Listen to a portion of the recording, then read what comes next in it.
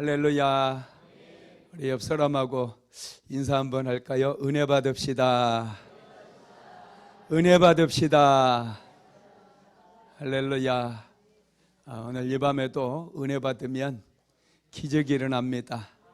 질병이 치료되고 가난이 치유되어지며 우리의 모든 연약함이 다 치유되고 회복됩니다. 갇힌 자들이, 눌린 자들이, 포로된 자들이 진정한 자유를 얻게 되는 그런 역사가 일어나게 됨을 믿게 되기를 주님의 이름으로 축복합니다. 먼저 강고 하나 드리고 오늘 말씀 시작하려고 합니다. 다음 주에는 이제 오요한 선교사님 트리기에로 우리가 파송을 하게 되거든요. 12월 10일 날 주일 2부 예배 때 파송식을 할 터인데 다음 주 금요 성령 집회 때 우리 두 분을 위해서 헌금하는 시간을 좀 가지려고 그래요. 이제 선교사님 트리기에 들어가셔서 열심을 다해서 죽어가는 영혼들을 위해서 선교할 터인데 감동이 오시는 대로 우리가 선교 헌금을 좀 해서 가는 길을 우리가 좀 하나님께 올려드리기를 원합니다. 그래서 다음 주 금요 성령 집회 때 또 오요한 선교사님 나오셔서 트리기에 가서 어떤 사역을 하는지에 대해서 잠깐 우리에게 말씀해 주시고 또 우리는 또 헌금을 구별해서 드림으로 함께 선교 사역에 동참하도록 하겠습니다. 오늘은 은혜 시리즈 32번째 말씀, 마음을 단련시키는 하나님의 은혜, 이런 제목의 말씀입니다. 하나님께서는 훈련을 통해 우리에게 놀라운 은혜를 베풀어 주십니다. 하나님께서 복을 주시고 은혜를 주실 때는 반드시 훈련을 시키셔요. 훈련 없이 복을 주시면 우리는 그걸 감당할 수가 없어요. 다 무너져 버려요. 세상으로 가버려요. 그래서 하나님께서는 반드시 우리의 인생 속에 복을 주시기 전에, 은혜 주시기 전에 먼저 우리를 단련하고 훈련시켜요. 그런데 가장 먼저 우리의 마음을 단련시키고 훈련시킵니다.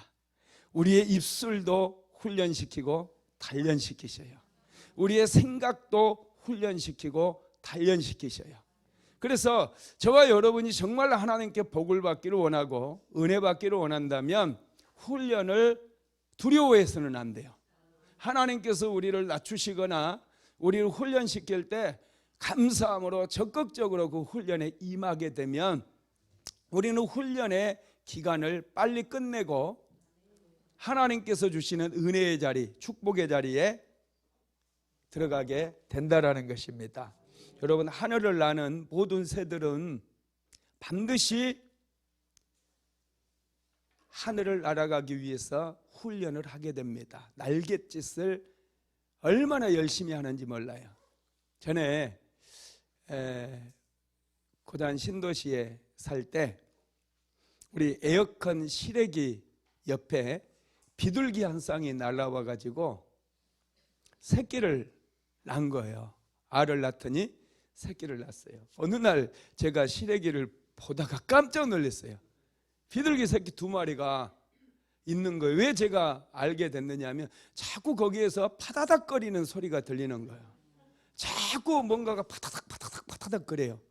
그래서 도대체 이게 무슨 소린가? 꼭 그 뭔가 줄에 새 한 마리가 걸려가지고 내는 소리 있죠. 그런 소리를 내는 거예요. 그래서 제가 이제 봤어요. 이 비둘기들 관찰을 했습니다. 여민 비둘기가 다 이렇게 먹이를 물고 오거든요. 물고 오면 가만히 있는 이 비둘기 새끼에게는 안 줘요. 막 날갯짓을 하면서 막 입을 벌리는 애한테 쏙 주더라고요. 날갯짓을 엄청 많이 하게 만드는 거예요. 날갯짓 안 하는 애는 안 줘요. 예. 야, 이게 참 신기하대요. 예, 먹이를 주면서 이 날개 훈련을 시키더라고요. 그리고 나중에는 이제 이 녀석들이 다 웬만큼 크니까요, 막 이 밑으로 자꾸 밀어내면서 이 아이들이 막 날갯짓을 계속 반복해서 할 수 있도록 그렇게 어미 비둘기가 훈련을 시키더라고요. 그러더니 얼마 있다가 다 날아갔어요. 다 날아갔어. 어떻게 날아갔을까요? 훈련이 끝나니 마음껏 하늘을 날 수 있었던 것입니다. 여러분, 독수리는 어디에 둥지를 트느냐 하면 벼랑 끝에다가, 벼랑 있잖아요. 이 아주 벼랑에다가 중간쯤에 둥지를 틉니다. 독수리 둥지를 보면은 맨 밑바닥에 유리 조각이나 돌, 날카로운 돌을 깐대요. 그리고 그 위에 반드시 이 가시 있죠. 가시.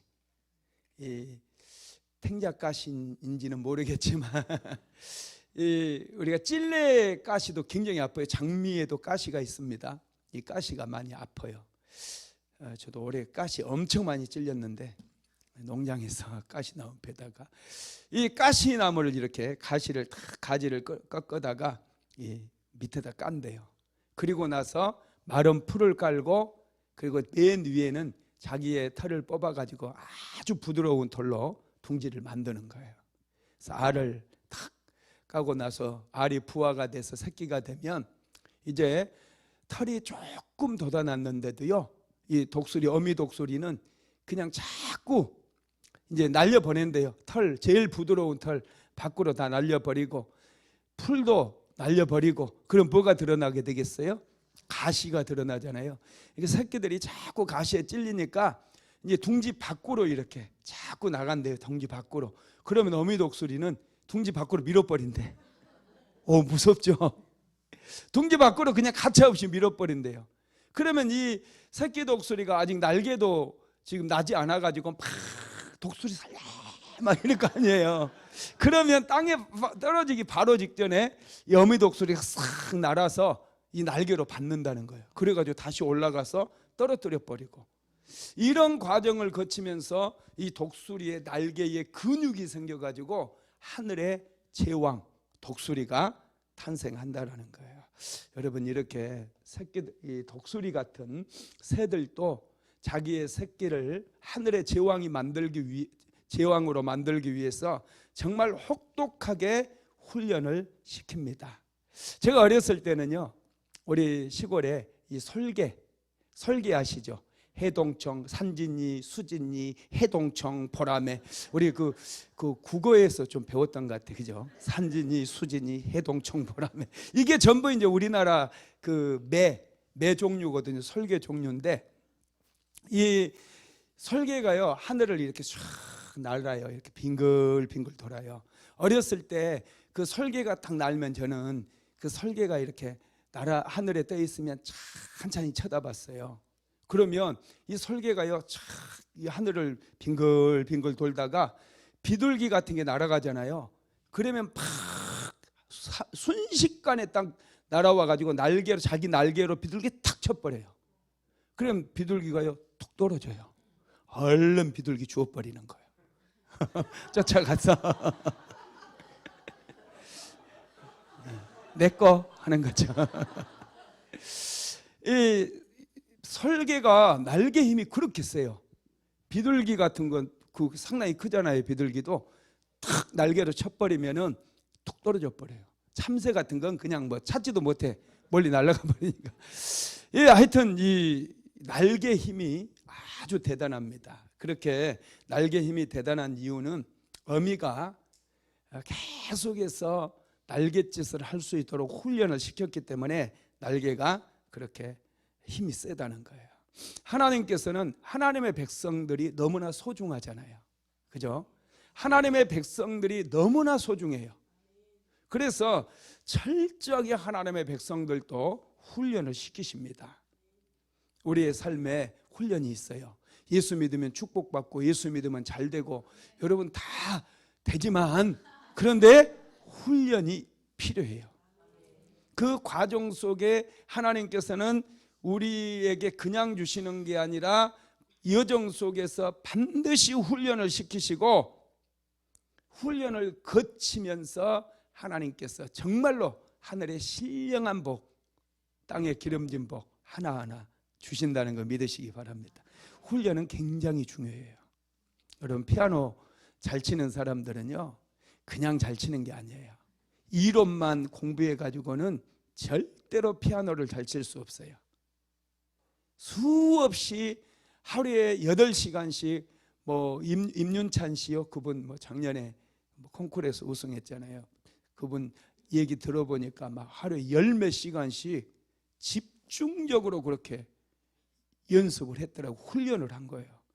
그러다 보니 몇 년 동안 그렇게 막 타고나기도 천재로 타고났겠지만, 그렇게 훈련을 하니 그 분야의 최고 전문가가 될 수밖에 없는 것이죠. 운전도 마찬가지예요.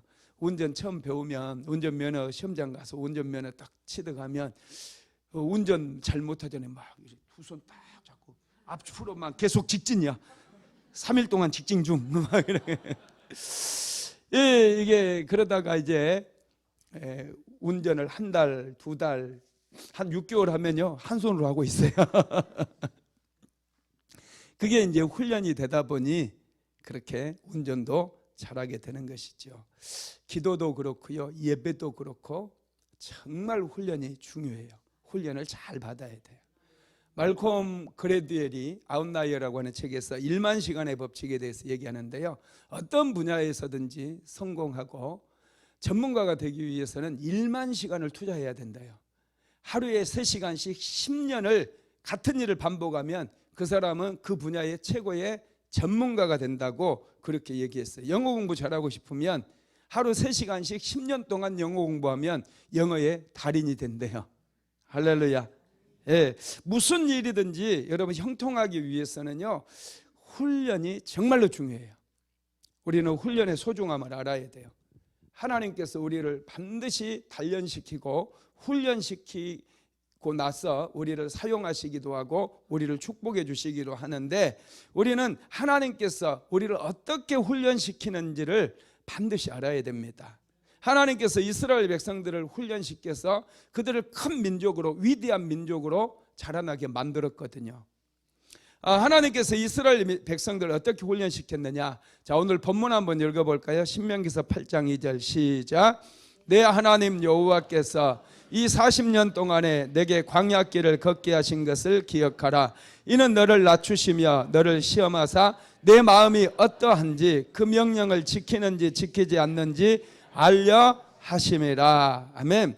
하나님께서 이스라엘 백성들을 훈련시키기 위해서 광야길을 걷게 하셨다는 거예요. 그것도 40년 동안 광야길을 걷게 하셨다는 거예요.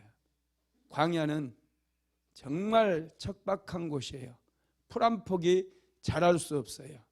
물을 구하기가 너무나 힘들어요. 하나님의 은혜가 아니면 도저히 살아갈 수 없는 곳이 광야입니다. 그래서 하나님께서 광야길을 통과하는 이스라엘 백성들에게 낮에는 구름 기둥으로, 이 뜨거운 태양으로부터 이스라엘 백성들을 보호해 주셨고, 밤에는 불 기둥을 보내 주셔서 추운 그 밤 기온, 밤에는 영하까지 떨어져요. 광야는 그 추운 곳에서 불 기둥으로 하나님께서 이스라엘 백성들을 보내주심으로 그들을 추위로부터 보호해 주셨다라는 것입니다. 이 광야길은 하나님의 보호하심과 하나님의 인도하심이 없으면 광야에서 다 죽을 수밖에 없어요. 그래서 하나님께서는 이스라엘 백성들을 훈련시키는 거예요. 하나님, 철저하게 하나님만을 바라보고 하나님을 의지할 수 있는 그런 사람으로 하나님께서 훈련을 시켰다라는 것입니다. 그래서 고난을 통과했던 이스라엘 백성들은 큰 민족이 될 수가 있었던 것이죠. 광야는 여러분 훈련의 장소입니다. 피에르 렌치니크라고 하는 분이 쓴 책 중에요, 고아가 세계를 주도한다, 이런 제목의 책이 있어요. 이 책 21쪽에 보면은 이런 얘기가 있습니다. 한번 읽어볼까요? 알렉산더 대왕, 줄리어스 시저, 조지 워싱턴, 나폴레옹, 빅토리아 여왕, 메이어 총리, 히틀러, 레닌, 스탈린, 에바 페론, 피델 카스트로 등 고아 또는 사생아였습니다. 이런 대단한 알렉산더 대왕도 아버지가 일찍 돌아가셨잖아요. 예. 여러분, 이 대단한 인물들도 다 고아나 사생아 출신이라는 거예요. 왜 여러분 고아로 태어난 사람이 세상을 주도할 수 있을까? 거친 환경에서 훈련을 받았기 때문에 그래요. 거칠게 그들이 세상의 그 거친 한파와 맞서 싸우면서 성장했기 때문에 그들이 큰 인물이 될 수가 있었다라는 거예요. 여러분, 우리는 모세를 너무나 잘 알죠. 모세는 태어나자마자 나일강에 던져지게 되죠. 맞아요? 틀렸잖아요. 태어나자마자가 아니죠. 하여튼 모세는 이제 더 이상 키울 수가 없으니 소리가 커져서 나일강에 이렇게 버려지게 돼요. 그래서 바로의 궁궐에 들어가게 되고 40년을 바로의 궁궐에서 살아가게 됩니다. 바로의 궁궐이 모세를 위대한 지도자로 키운 게 아닙니다. 하나님께서는 그거 안 되기 때문에, 그걸로는 안 되기 때문에 모세를 위대한 광야로 보내버렸어요. 그리고 그 광야에서 무려 40년을 하나님께서 훈련시키고 난 다음에 이스라엘 백성들의 지도자로 세웠다라는 것입니다. 모세는 40년 광야 생활하면서 하나님의 사람으로, 신실한 믿음의 사람으로 훈련이 되어져서 그렇게 원망이 많고 불평이 많은 이스라엘 백성들을 애굽에서 건져내고 40년 광야 생활을 통과하게 만들고 젖과 꿀이 흐르는 땅으로 들어갈 수 있도록 그렇게 인도를 했습니다. 여러분, 저와 여러분도요, 정말 하나님 마음에 우리가 합한 삶을 살기를 원하고 우리가 축복된 삶을 살고자 한다면 반드시 하나님께서 우리를 훈련시키신다는 거예요. 그래서 우리는 훈련을 받아야 돼요. 하나님은 특별히 여러분, 훈련은 하나님의 아이디어인데요, 하나님께서는 우리의 마음을 단련시키기를 원하십니다. 우리가 하나님의 백성이기 때문에 하나님께서는 우리를 훈련시켜요. 그런데 우리 어디서 훈련시키느냐 하면 우리 역시도 광야에서 훈련시켜요. 광야에서. 신명기서 32장 10절 한번 읽어볼까요? 시작. 여호와께서 그를 황무지에서 짐승이 부르짖는 광야에서 만나시고 호위하시며 보호하시며 자기의 눈동자같이 지키셨도다. 아멘. 하나님께서는 풀 한 폭이 나지 않는 차가운 바람만 부는 그런 광야에서 이스라엘 백성들을 훈련시켰어요. 오늘날에도 그래요. 내 힘들 때 아무도 위로해 주지 않고 나를 위해서 기도해 주지 않는 것 같고 그런 느낌이 들고 또 계속해서 왜 나만 이렇게 힘든가, 왜 나의 일은 이렇게 안 풀린가, 막 이런 생각이 들 때도 많을 거예요. 여러분, 하나님께서 우리를 때로는 그렇게 훈련시키시는 거예요. 그건 모든 사람에게 찾아오는 하나의 과정이기도 합니다. 그러니 이럴 때는 원망하거나 불평하지 마시고 이 훈련을 빨리 내가 단기간에 끝내야 되겠다 생각하고 전폭적으로 하나님 앞에 엎드려서 기도하면서 감사하게 되면은 우리가 훈련을 빨리 끝낼 수 있다라는 거 믿으시기 바랍니다. 하나님께서 그런데 훈련을 시킬 때 여러분 그냥 훈련시키지 않아요. 반드시 하나님께서 보호해 주셔요. 마귀의 밥이 되도록.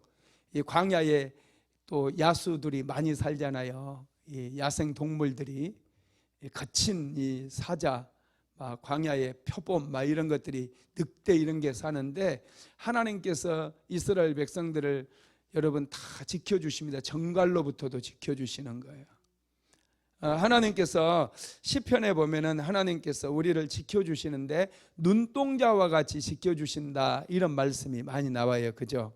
하나님은 여러분 우리 몸에 가장 중요한 부위가 있는 부분은요, 특별한 보호장치들이 있거든요.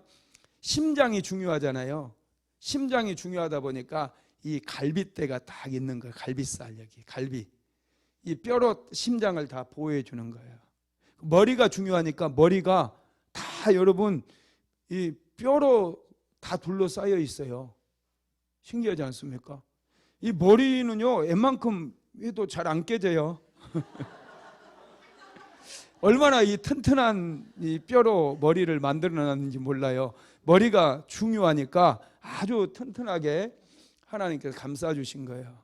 그런데 제일 중요한 게 우리 그 몸에서 정말 중요한 것 중에 하나가 눈이잖아요. 눈. 그래서 하나님께서 우리 눈을 보호하기 위해서요, 눈에는 특별히 동굴을 2개를 팍 뚫어놨어요. 동굴. 예, 동굴, 여러분 눈 보면 동굴이 있잖아요. 여기 동굴 팍 뚫어가지고 거기에 눈동자를 딱 집어넣어 놓는 거예요. 그리고 하나님께서 눈꺼풀을 만들었어요. 눈꺼풀. 그죠? 그 뭐가 들어오면 딱 맞게 만들어요. 그 먼지가 들어오면 이 속눈썹이 있어가지고 이 속눈썹이 먼지를 다 먼저 차단을 해줘요. 그리고 가끔씩 이 수도관을 연결을 해가지고 청소까지 해요. 이렇게 쭉쭉 물로 싹 청소를 해요. 이 눈이 너무나 중요하다 보니까 이 수도관이 없으면은 이거 여러분 이 금방 이게 못 쓰게 되거든요. 그래서 하품만 해도 딱 수도꼭지가 틀어지잖아요. 그죠? 이 너무나 중요하니까. 그리고 그 위쪽에는 눈썹까지 만들어 놨어요. 이게 그냥 멋으로 있는 거 아니에요? 요즘 멋으로 이제 막 문신도 하고 그러는 분들이 있는데, 이게 여러분 원래 비가 내리면은 이게 그대로 눈으로 들어와 버리거든요. 물방울이. 그러면 행여라도 이 눈동자가 해를 받을까 봐서 이물질이 들어가서 또 바이러스나 이런 데 세균에 감염될까 봐서 이 눈썹을 딱 만들어 가지고요, 비가 내리도 다 이게 눈썹을 타고 옆으로 싹 빠지게 만드는 거예요. 정말 하나님께서 이 눈동자 하나를 보호하기 위해서도 이렇게 많은 보호 장치를 만들어 놓으셨다라는 거예요. 그래서 저와 여러분을 하나님께서 단련시키고 훈련시킬 때 이 눈동자와 같이 우리를 지켜주시고 보호해 주신다고 말씀하고 있거든요. 그러니 여러분 절대로 이 힘들다고 낙심하지 마시고, 이 훈련을 받거나 연단 가운데 있을 때 항상 하나님의 이름을 부르게 되기를 주님의 이름으로 축복합니다. 그러면 여러분, 하나님께서 우리에게 주신 훈련이란 무엇일까요? 훈련이란 무엇일까? 첫째는 고난을 먼저 선택하고 즐거움을 나중에 누리는 이런 훈련을 우리가 좀 받아야 돼요. 저와 여러분은 수준이 낮은 어린아이들은요, 좋은 것부터 해요. 공부할 때도 재밌는 것만, 자기가 잘하는 것만 공부하는 사람이 있어요. 그리고 공부하기 싫은 수학은 뒤로 미루고 그래가지고 아예 안 해. 그래서 초등학교 때부터 자기 수학 포기했대. 뭐 초등학교 수학이 수학입니까? 산수지. 뭘 그런 걸 포기. 암산으로도 다 되더만. 예, 근데 얘들이요, 그냥 그 자꾸 뒤로 미루다 보니까 조금만 그 어려운 부분 나오면은 자꾸 뒤로 미루려고 그러면 절대로 그 수학을 할 수가 없어요. 그냥 힘든 거 잠깐 앉아가지고 이거 왜 그런가, 왜 이런가 좀 생각하고 문제를 풀어버리면 아무것도 아니거든요. 돌고래보다는 낫잖아 우리가. 그죠? 돌고래보다 낫고, 또 날짐승 중에는 까마귀가 IQ가 한 80대인데요. 굉장히 좋대요, 까마귀가. 그러니까 까마귀가 뭐 까맣다고 그렇게 무시하지 마시고, 깍깍 소리 듣기 싫다고 막 그러지 마시고, 이 까마귀 머리가 굉장히 좋대요. 그러니 까마귀도 조금만 여러분 까마귀가 얼마나 대단한 줄 아세요? 이 아주 좁은 이런 병에 물이 있는데 자기 부리가 안 닿잖아요. 그러면 이거 놔두면요, 돌을 이렇게 주워다가 까마귀가 다 놓여. 그래가지고 쫙 물 빨아먹어요. 이거 진짜예요. 까마귀 이렇게 똑똑해요. 그러니까 수학 문제도 좀 앉아서 왜 이런가 하고 천천히 살펴보고 생각하면 그 수준에 다 풀 수 있다니까요. 뭐 못 푸는 문제를 그냥 고등학교 미적분을 초등학생들에게 가르치지 않아요. 조금만 생각해 보면 다 풀려요. 중학생은 되면은 중학생에서 조금 앉아서 참고 인내하면서 조금만 생각하면 다 풀 수 있는 문제가 중학교 때 나오는 수학 문제예요. 뭐 중학교 때 뭐 함수의 극한을 배운다든지 뭐 이렇지 않거든요. 그런데 조금 이 힘든 거 앉아서 하기 싫으니까 자꾸 미루다 보니 나중에는 영 이제 밀려가지고 아예 못하게 되는 거거든요. 어른들도 마찬가지예요. 내가 좋은 것만 하려고 하는 어른들이 있어요. 지금 누리고 싶은 거야. 지금 텔레비전 보고 싶은 거야. 금요 성령 집회 나오려면 오늘 날씨도 추우니까 오늘은 좀 제끼고 텔레비전 좀 보고 다음 주에 가지 뭐 이렇게 자꾸 이렇게 자기가 편한 것을 먼저 선택해서 하는 사람들이 있어요.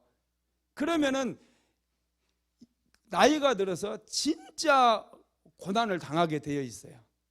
나이가 들면 진짜 이제 힘든 일은 계속 밀리고 해놔가지고 한꺼번에 힘든 일이 확 터져 버린다는 거예요. 여러분,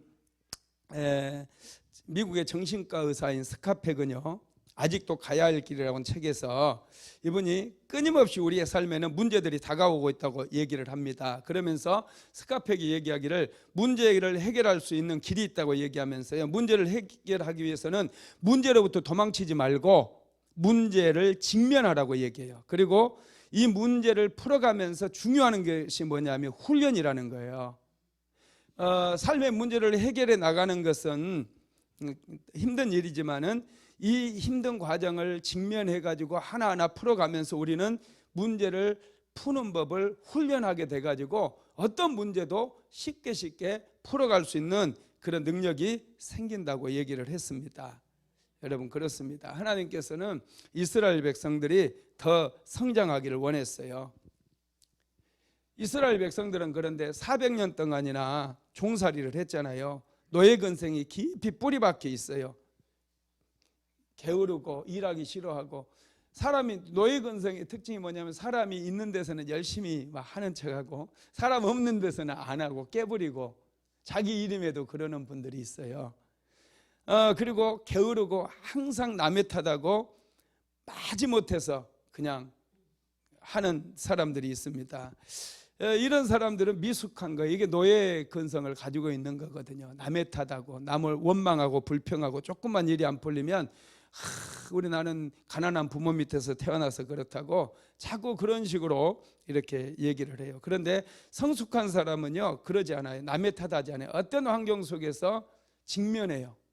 그리고 내가 정말 가난하다, 물질적인 어려움을 겪고 있다 그러면 어떻게 해서든지 그 물질적인 어려움에서 벗어나기 위해서 생각하고 하나님께 엎드려서 기도하고 또 질문하고 이런 과정을 거치면서 아주 유능한 사람으로 바뀐다라는 거예요.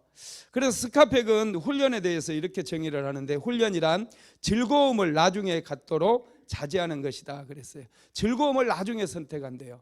고난을 먼저 선택하고 즐거움을 나중에 누리는 거라고 그랬어요. 이것을 훈련을 하래요. 그래야 나이가 들었을 때 정말 이제 인생이 좀 더 즐겁고 행복하게 살아갈 수가 있다라는 것입니다. 그래서 여러분, 훈련이라고 하는 것은요, 고난을 먼저 선택하고 즐거움을 나중에 누리는 것, 이런 것들을 우리가 훈련하게 되어질 때 우리가 수준 높은 그런 인생을 살아갈 수 있다라는 것이죠. 우리가 인생을 살아갈 때 반드시 치러야 될 대가가 있어요. 그런데 이 대가는, 여러분, 대가를 지불하기 전에 즐거움을 먼저 누리려고 해버리면은 우리가 나이가 들수록 더 어려운 문제들이 나를 짓누르게 되고 고통스럽게 한다는 사실을 항상 기억해야 됩니다. 그래서 문제가 여러분 찾아오잖아요. 그러면 그 문제를 자꾸 외면하지 마세요. 회피하려고 하지 마세요. 문제를 직면하세요. 어떤 분들은 자꾸 문제를 키우려고 그래요. 문제를 키우지 마세요. 문제가 딱 생기면은 자꾸 문제를 키워가지고 막 더 부풀려서 눈덩이만큼 키워가지고 그 눈덩이에 깔려서 죽으려고 생각하지 마시고, 문제를 자꾸 작게 만드세요. 문제를 작게 만들어서 그냥 콩알만하게 만들어서 훅 불어버리면 날아가게 그렇게 만들어야 돼요. 많은 분들이 문제를 자꾸 키우려고 그러는데요, 그거 여러분 인생 잘못 사는 거예요. 문제는 자꾸 덮어둬서도 안 되고 빨리 직면해 가지고 어떻게 하면 이 문제를 작게 만들 건가, 어떻게 하면 이 문제를 쉽게 풀 수 있을까 늘 고민하고 하나님께 질문하는 그런 훈련이 필요하다라는 거예요. 하나님께서는 이스라엘 백성들에게 장차 누리게 될 즐거움을 미리서 보여주기도 했는데요. 신명기서 8장 1절 한번 읽어볼까요? 시작. 내가 오늘 명하는 이 모든 명령을 너희는 지켜 행하라. 그리하면 너희가 살고 번성하고 여호와께서 너희의 조상들에게 맹세하신 땅에 들어가서 그것을 차지하리라. 아멘. 또 신명기서 8장 7절로 10절도 읽어볼까요? 시작. 내 하나님 여호와께서 너를 아름다운 땅에 이르게 하시나니 그곳은 골짜기든지 산지든지 시내와 분청과 샘이 흐르고 밀과 보리의 소산지요 포도와 무화과와 석류와 감람나무와 꿀의 소산지라. 내가 먹을 것에 모자람이 없고 내게 아무 부족함이 없는 땅이며 그 땅의 돌은 철이요 산에는 동을 캘 것이라. 내가 먹어서 배부르고 내 하나님 여호와께서 옥토를 내게 주셨으므로 말미암아 그를 찬송하리라. 아멘. 이것은 장차 누리게 될 축복에 대한 약속이에요. 그런데 이 축복을 누리기 전에 이스라엘 백성들이 반드시 거쳐야 되는 것이 광야라는 거예요.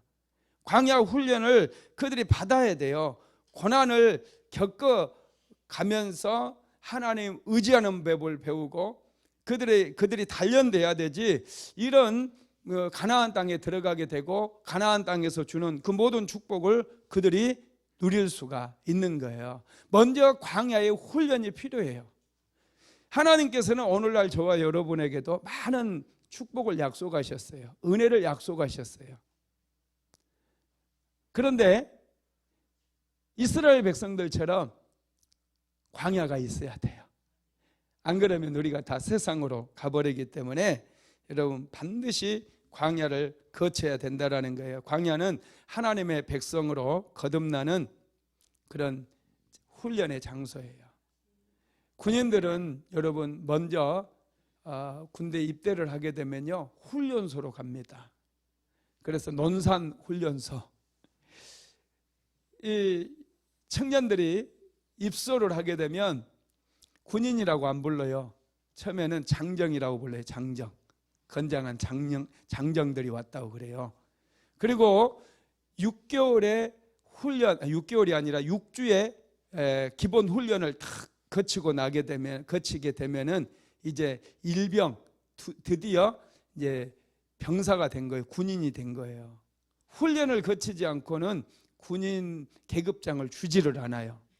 반드시 훈련을 거쳐야지 대한민국 군인이 될 수가 있는 거예요. 이것처럼 하나님의 백성들도 반드시 훈련이 필요해요. 그래서 훈련을 여러분 두려워하지 마시고 훈련이 하나님의 은혜라는 사실을 믿으시기 바랍니다. 두 번째로는 고난을 감내하는 능력을 키우는 거예요. 고난을 인내하고 참는 훈련이 정말 중요한 훈련이에요. 조금만 힘들면 못 산다, 사니 못 사니 막 그러는 분들 제가 참 많이 봤거든요. 원래 인생은 힘든 거예요. 할렐루야. 원래 힘들어요. 그래서 고난을 잘 견디는 사람이 여러분 정말 그 하나님의 사람이에요.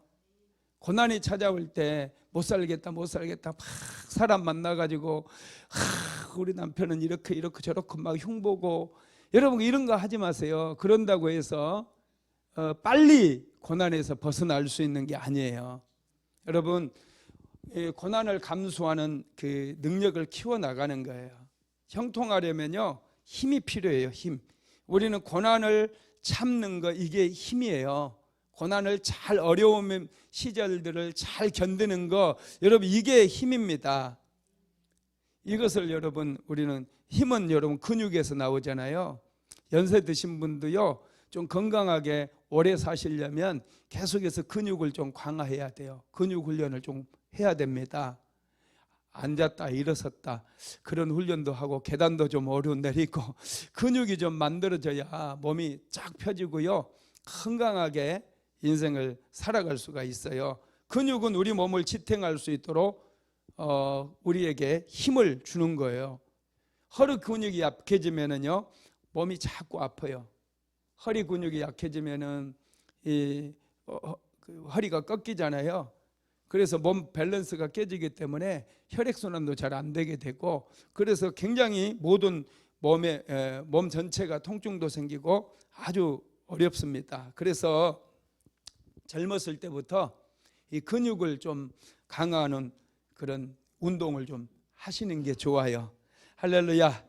여러분, 이것처럼 고난을 잘 견디는 거, 이게 여러분 우리에게 큰 힘이 되는 거예요. 조금 힘들고 어려워도 참으세요. 그 연세 드신 분들, 저는 참 안타까운 게 뭐냐면 자꾸 병원에서 그 조금만 뭐 안 좋으면 수술 받으라고 해요. 연세 드신 분들 막 다리 무릎 그 수술하고 그러잖아요. 인공관절 수술하고 그러거든요. 그래서 저희 어머니도 인공관절 수술을 할 때 제가 막 반대를 좀 많이 했었어요. 왜 연세 드신 분들 그렇게 하시느냐고. 그런데 이제 형제들이 좀 많다 보니 그냥 저는 말빨이 좀 안 서요. 밀어붙여 버리면 저는 뭐 깨깨갱 하고 그냥 내려가죠. 근데 어머니 그 인공관절 수술을 물론 아프니까, 하도 아프니까 받으시는 거겠지만, 그 인공관절 수술 받는다고 정상적으로 돌아올까요? 젊은 시절로 돌아갈까요? 안 돌아가요. 좀 아파도 참는 거예요. 그게 인생이에요. 그동안 너무 오랫동안 내 무릎을 내가 썼잖아요. 그래서 통증이 온 거, 쉬라고 통증이 온 거거든요. 수술 받아가지고 한 6개월 쉬더라고요. 그 아픈 무릎 그냥 한 6개월 쉬면, 약 먹으면 쉬면요 괜찮아져요. 수술 안 받아도. 그렇게 쉬는 게 나은데 마음이 너무 조급해요. 그래가지고 수술 받으면 더 빨리 회복되고, 그 빨리 회복되면 나가서 논에서 일하고 밭에서 일하려고 그 욕심이 너무 지나치더라고요. 그런데 어머니 나중에 수술 받고 나니까 일 못해요. 잘 걷지도 못하고 굉장히 어려움을 겪었어요. 그리고 나중에 그 수술 후유증으로 인해서 치매까지 와버렸어요. 피를 많이 쏟으니까 치매까지 오니까 정말 인생이 더 여러 가지로 힘은 있는데 이 치매까지 와버리니까요. 이게 그래서 일찍 막 침대에서도 떨어지고 그래서 부러지고 그러다 보니 일찍 돌아가시게 됐거든요. 안 그랬으면 지금까지 살아계실 텐데. 여러분, 연세가 드시고 그럴 때 몸이 아프면요, 그동안 내가 내 몸을 너무 많이 썼구나, 내가 참 내 몸을 많이 학대했구나 생각하고 고맙다. 자꾸 허리한테도, 허리야 그동안 잘 내가 걸어다니게 하고 나를 잘 지탱해줘서 고맙다. 이 무릎 너도 너무 고맙다. 그동안 잘 썼다. 그러니 이제 좀 쉬어도 괜찮아 하면서 내가 수술 받았다 생각하고 한 6개월 동안 그냥 남 밥도 좀 해달라고 그러고 편안하게 한번 쉬어봐요. 약 먹으면서. 그러면 오히려 훨씬 수술 받은 것보다 훨씬 더 좋아진다는 거예요. 이런 지혜가 없어요. 견디지를 못하는 거야. 막 그래가지고 그 연세 드신 분들 병원에서 의사들은요 그냥 막 수술하라고 그러는 분들 많거든요. 물론 훌륭한 의사들 많이 있지만, 그런데 영리를 추구하는 그런 병원으로 잘못 가게 되면은 80, 90 먹은 노인들을 막 허리 수술 시켜버리고 다리 무릎, 자기 부모 같으면 안 시킬 거예요. 그냥 막 시켜요. 그리고 수술하고 났는데 뭐 시술까지 받으라고. 이번에 시술이라고 여러분 쉬운 거 아닙니다. 저도 시술을 쉽게 생각했는데, 월피동에 있을 때 우리 집사님 한번 연세가 좀 지긋한 분이긴 했지만, 목사님 시술 잘 받고 올게요, 기도해 주세요. 그걸 기도해 줬는데 그대로 병원에 가셔가지고 시술 받다 돌아가셨어요. 제가 엄청난 충격을 받았어요. 나중에 알고 보니 이게 약물이 들어가다 보니 이 약물이 좀 독하거든요. 연세가 드시면 혈관도 약해져요. 혈관에다 약물을 주입하는데 혈관이 터져버린 거예요. 뇌에 그쪽으로 내려가다 보니 혈관이 터져가지고 그대로 돌아가신 거예요. 이건 여러분 의료사고로 해가지고요 보상도 못 받고 자기들은 최선을 다했대. 그냥 그 건강하게 목사님 다녀오겠습니다 하고 그렇게 건강했던 분이 그냥 돌아가셨다니까요. 여러분, 인생을 잘 살려면은요 좀 아파도 너무 호들갑 떨지 말고 좀 참으세요. 그리고 하나님께 기도하면서 하나님께 은혜를 구하고 그렇게 하는 게 좋아요. 자꾸 병원에 가서 시술 받으러 가면 다 받고, 수술 받으러 여기도 받고 저기도 받고 거기도 받고, 또 어디 할 데 없나 하고 막 그 나이 드실수록 여러분 피가 많이 이제 수술 받다 보면 다 흘리기 때문에 피에 우리의 생명이 있는 거예요. 남의 거 피 여러분 받는다고 좋은 거 아닙니다. 내 거가 좋아요. 그래야 이 생명이 더 풍성해지고 이 내 안에 그런 생명력이 강해지고 왕성해지지. 그래서 정신이 또렷해가지고 더 기도도 잘하고 그러지. 자꾸 뭐 이 약 주입하고 저 약 주입하고 그러면 나중에는요 이 기억력까지 다 사라져가지고 자기가 한 얘기도 몰라. 지금 여기 어디요? 막 이래. 그냥 화요일 날 수요 예배 드린다고 쑥 오고 막. 우리 인생의 문제는요 인내의 문제. 좀 여러분 누가 오래 인내하느냐에 따라서 인생의 결과가 달라져요. 어떤 분야든지요 탁월한 경지에 이르기 위해서는 인내와 끈기예요. 여러분 절대 포기하지 마세요. 여러분들이 하고 있는 일을 인내로 경주해 나가세요. 기도도 제가 해보니까 끈질김이에요. 토끼와 거북이 참 기가 막힌, 여러분 참 우화잖아요. 이솝은 어떻게 그런 지혜로운 그런 참 그 우화를 만들었는지. 토끼는 얼마나 까불어요. 빠르게 뛰어가. 근데 두 개가 경주를 했는데 누가 이겨요? 거북이가 이겨요. 여러분 거북이처럼 살아야 돼요. 토끼처럼 살면요 인생이 굉장히 피곤해요. 자기 잘난 맛에 살고 그러다 보니 여러분 남들 무시하고요 굉장히 인생이 힘들어요. 거북이처럼 딱 나는 거북이처럼 살리라. 늦어도 괜찮아, 천천히 가도 괜찮아, 뒤쳐져도 괜찮아 하면서 한 걸음 한 걸음 매일마다 앞으로 나아가게 되면 토끼는 다 이겨버려요. 걱정하지 마세요. 기도만 해서 되겠어? 사람들이 그렇게 얘기하거든요. 그런데 해보세요. 기도 안 하는 애들 다 앞서가 있어요. 내 나이 되면 다 앞서가 있어요. 할렐루야. 여러분 그게 참 인생의 신비고요. 하나님께서 우리에게 주신 지혜라는 거예요. 훈련은 힘들지만 반드시 보상을 받게 되어 있어요. 이스라엘 백성들은 40년 광야 훈련을 받고 나서 그들은 가나안 땅에 그들은 입성을 했고 가나안 땅을 정복했고 가나안 땅에서 나는 모든 소산물을 그들은 누릴 수 있었다라는 거예요. 저와 여러분도 마찬가지예요. 지금 현재의 삶이 좀 답답하고 일이 안 풀리고 그렇다 할지라도 좀 인내하세요. 너무 호들갑스럽게 왜 나만 막 이렇게 그렇게 할 필요 없어요. 하나님께 기도하면서 하루하루 내가 거북이가 되리라. 늦어도 괜찮아. 하나님은 나와 함께 하셔. 이런 마음을 늘 가지면서 천천히 한 걸음씩 나가는 거야. 그러다 보면은 정말 놀랍게 열려있고 변화되어 있고 내가 축복의 가장자리 가운데에 딱 들어와 있는 그런 것을 느낄 때가 있다라는 것입니다. 세 번째로 하나님은 우리의 마음을 단련시킵니다. 자, 신명기서 8장 2절 한번 다시 읽어봅시다. 시작. 내 하나님 여호와께서 이 40년 동안에 내게 광야길을 걷게 하신 것을 기억하라. 이는 너를 낮추시며 너를 시험하사 내 마음이 어떠한지 그 명령을 지키는지 지키지 않는지 알려 하심이라. 아멘.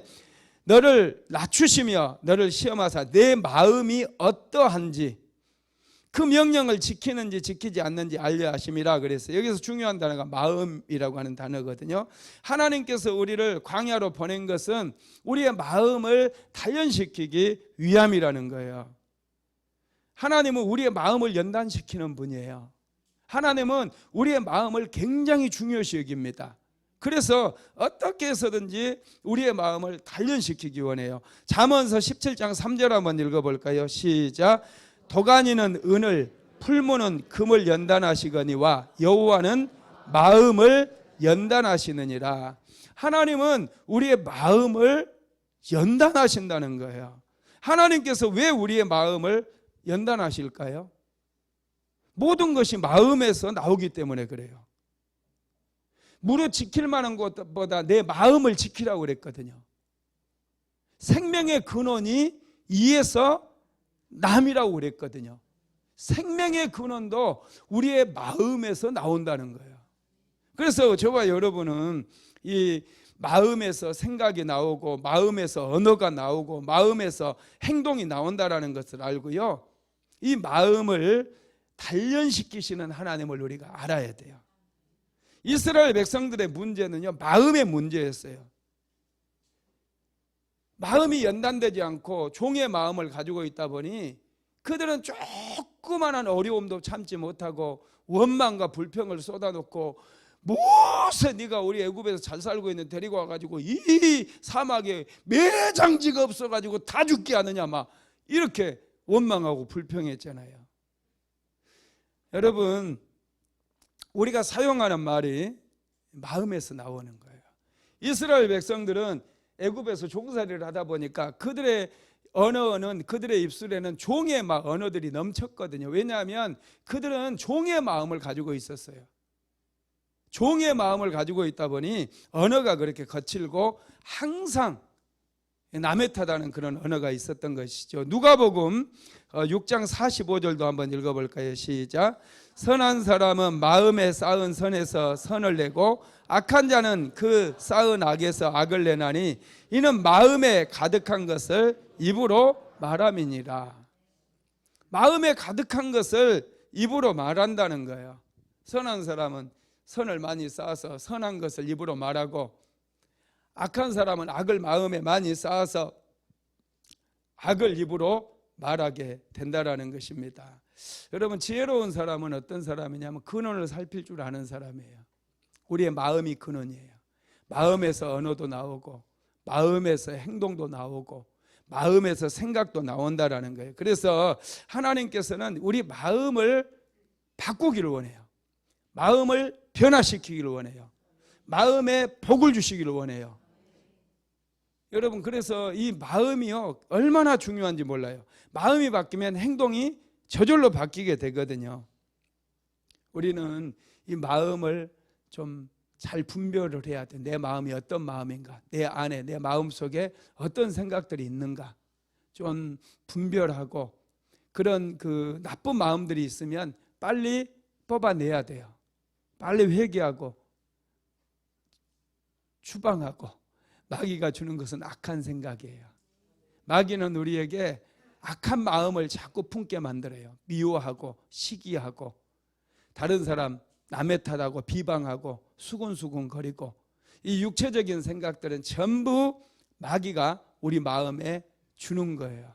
이런 생각들을 빨리 뽑아내야 돼요.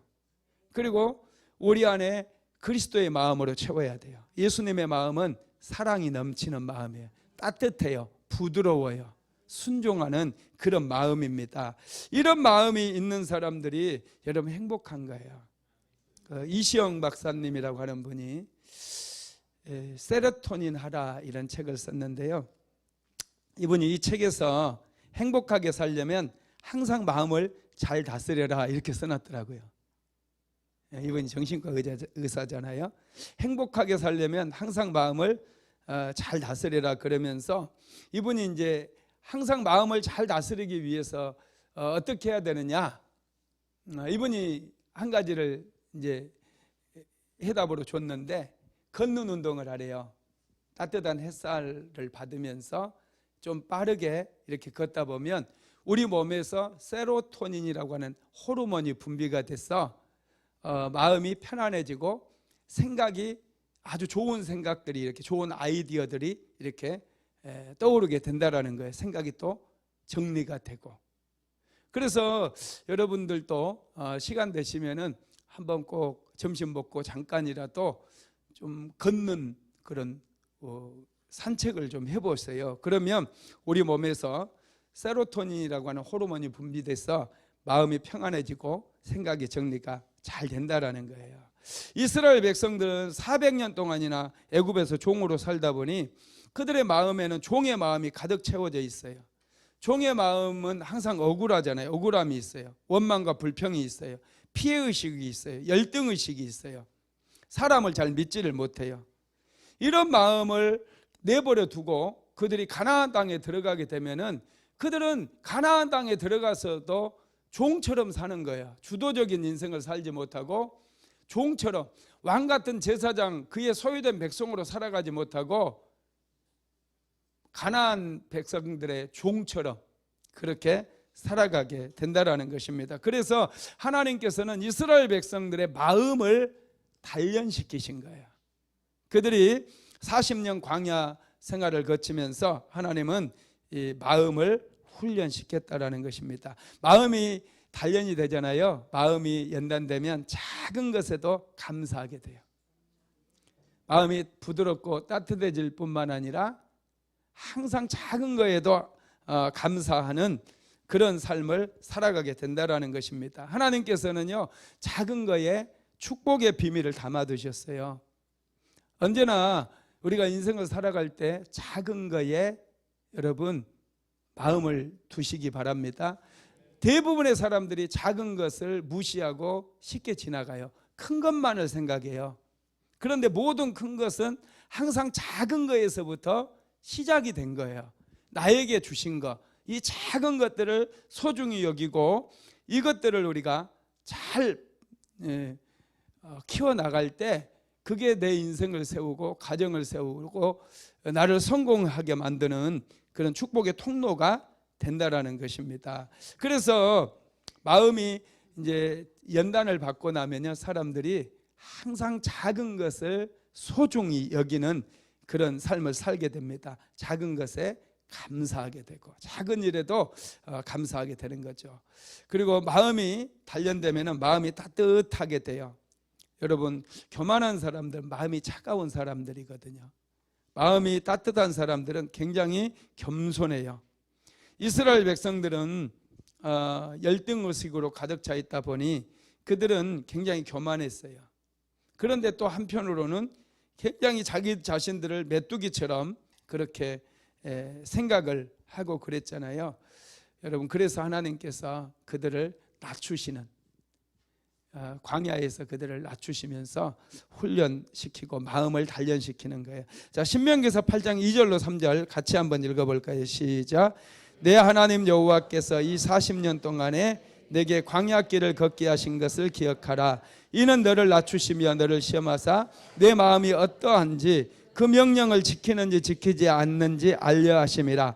너를 낮추시며 너를 줄이게 하시며 또 너도 알지 못하며 내 조상들도 알지 못하던 만나를 내게 먹이신 것은 사람이 떡으로만 사는 것이 아니요 여호와의 입에서 나오는 모든 말씀으로 사는 줄을 내가 알게 하려 하심이라. 아멘.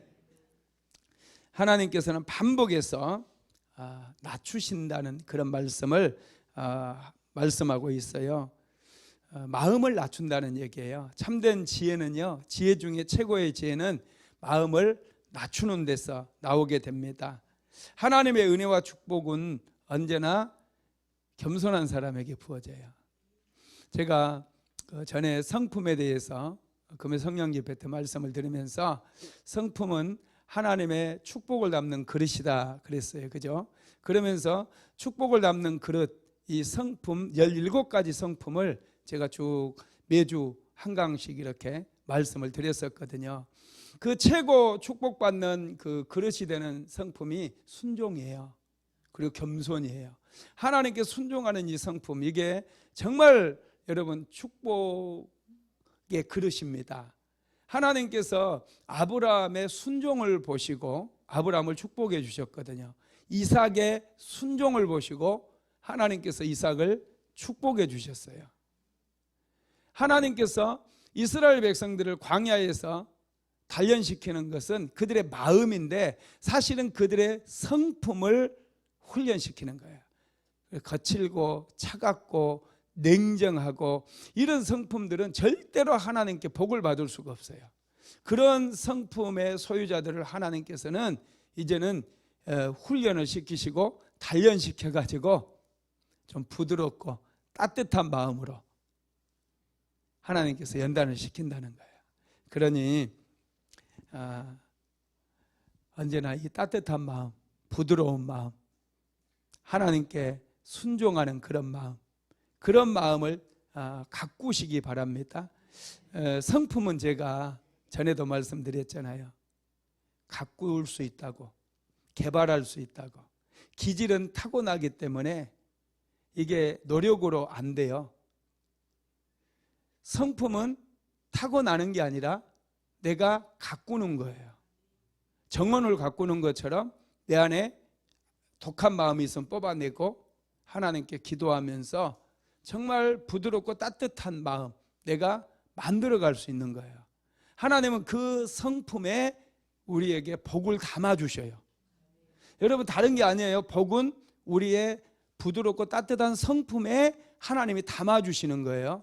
그래서 축복을 받기를 원한다면은 여러분, 이 마음, 이 성품 훈련 반드시 거쳐야 돼요. 그래서 내 안에 차갑고 냉정하고 또 비판하고 비난하고 이런 성품들은 전부 게으른 성품들, 이런 건 빨리 거짓말하는 것들, 이런 습관들 다 버리고요, 항상 따뜻하고 부드럽고 다른 사람에 대해서 이해해주고 온유하고 이런 사랑의 성품들을 여러분 가꾸시기 바랍니다. 가꾸는 거예요. 성품은 만들어가는 거예요. 내가 가꾸는 거예요. 할렐루야. 이렇게 마음이 단련되면 그래서 하나님의 말씀에 순종하는 그런 삶을 살게 됩니다. 시간이 너무 많이 돼가지고요, 말씀을 마무리하도록 하겠습니다.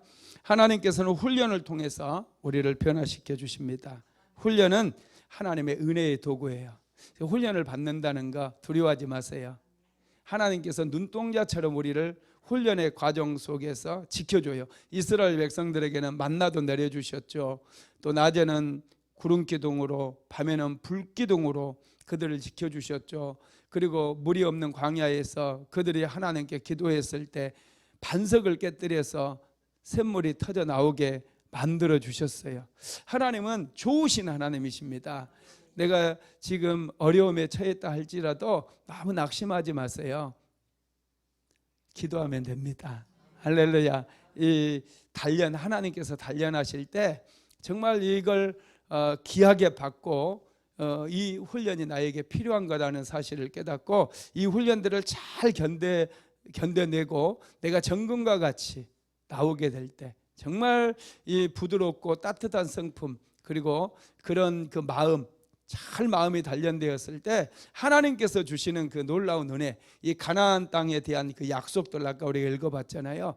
그런 놀라운 축복이 예비되어 있고 약속되어 있다는 것을 항상 기억하시고 단련의 때 잘 단련받고 연단받는 저와 여러분 되시기를 주님의 이름으로 축복합니다.